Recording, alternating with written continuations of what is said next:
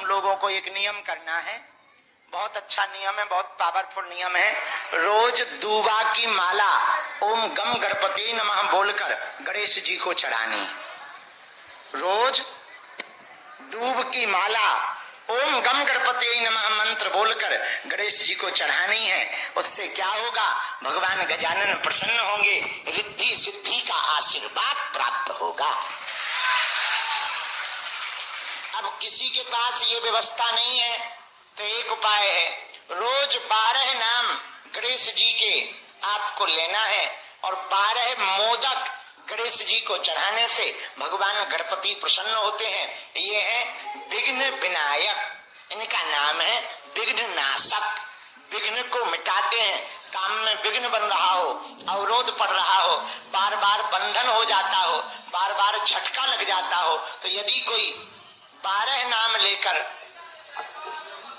यदि कोई 12 नाम गणेश जी के लेकर 12 मोदक गणेश उत्सव में भगवान गजानन के चरणों में चढ़ाते हैं, उन पर भगवान गणेश की विशेष अनुकंपा होती है और उनका विघ्न मिट जाता है।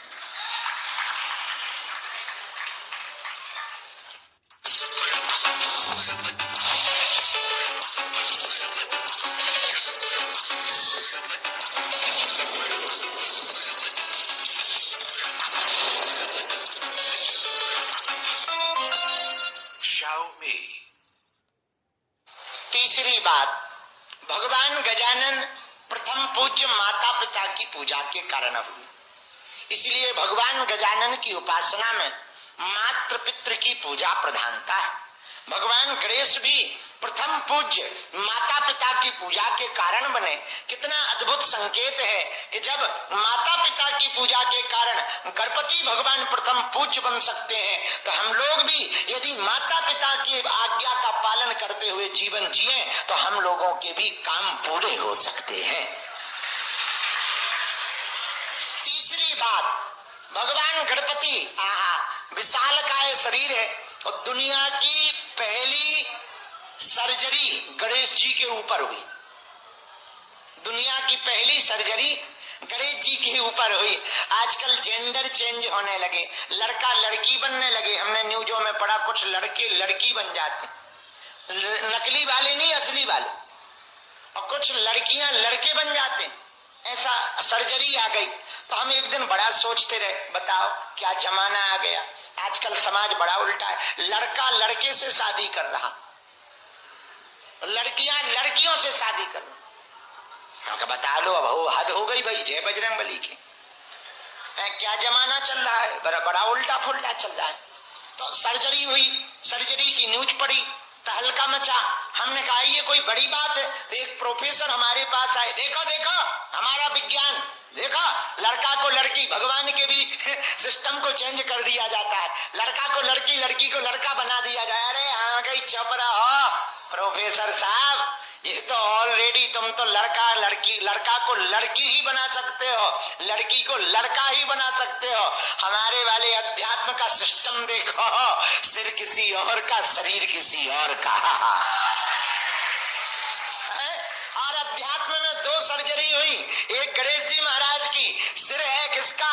बोले गजानन यानी गज यानी हाथी का, इसलिए इनको गजानन कहा जाता है। हाथी का सिर है, हाथी का मुख है, शरीर देवत्व है। एक दूसरी सर्जरी हुई, सर्जरी नहीं ऑलरेडी हुई प्रोडक्ट, बड़ा गजब का प्रोडक्ट तो नहीं कहा जाएगा, अद्भुत स्वरूप एक विग्रह प्रकट हुआ।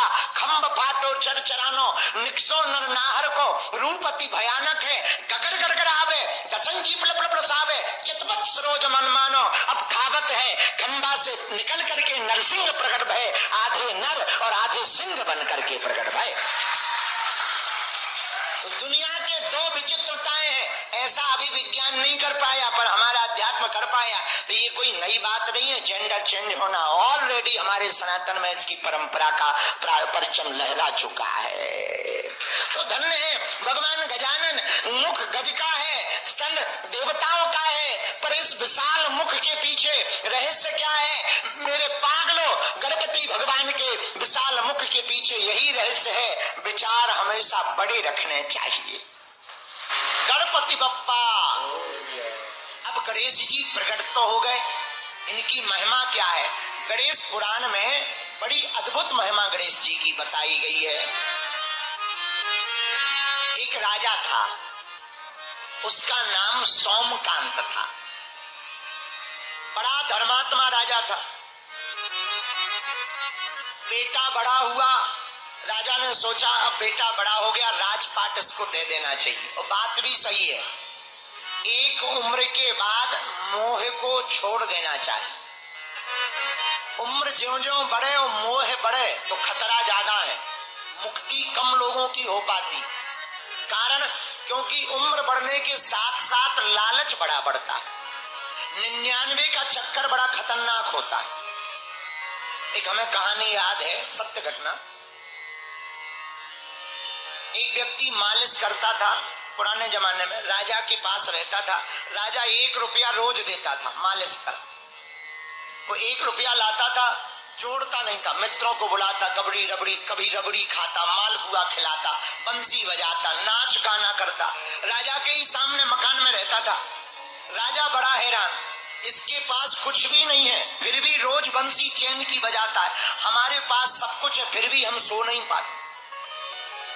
तो मंत्री ने कहा, राजा बुरा ना मानना, इसका चैन भी अगर आपसे देखा नहीं जाता तो हम इसका चैन खत्म कर देंगे। कैसे? एक उपाय है। एक दिन मंत्री ने 99 रुपया की थैली ली और मालिश करने वाले के घर के बाहर डाल दी। 99 रुपया की थैली इसको मिली, सुबह से गिनती की, 99 रुपया। ओहो, चुपके से रख ली। मन में सोचने लगा 99 तो हो गए, आज का जो 1 रुपया राजा देगा अगर उसको भी रख लेंगे तो पूरे 100 हो जाएंगे। धीरे धीरे 200 हो जाएंगे, 500 हो जाएंगे। मन में ख्वाब देखने लगा तो 1 रुपया जो मिले अब वो खाए ना, न मित्रों को बुलाए, रोज 1-1 रुपया जोड़ता जाए। रुपया जोड़े तो रात को जगे भी कि कहीं चोर न ले जाए।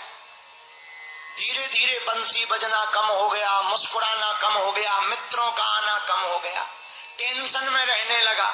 राजा बोले, क्या बात है, रोज तो बड़े मुस्कुराते हुए आते थे, आजकल बड़े टेंशन में हो। बोले, राजा कोई बात नहीं, सब ठीक है। राजा हंसते हुए बोला, 99 का चक्कर बड़ा खतरनाक होता है। मालिश वाला बोला, मतलब?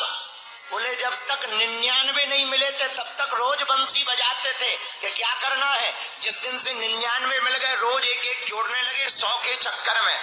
तो राजा से वह बोला कि आपको कैसे पता? बोले, हमें तो पूरी बात बताइए, पूरा खेल मंत्री का किया हुआ है। उसने तुरंत पोटली पटक के गई, भाड़ में गए तुम्हारे 99 और भाड़ में गए तुम्हारे 100, हमारा एक बढ़िया है, कम से कम चेहरे पर मुस्कुराहट तो सदा बनी रहती थी। ये 99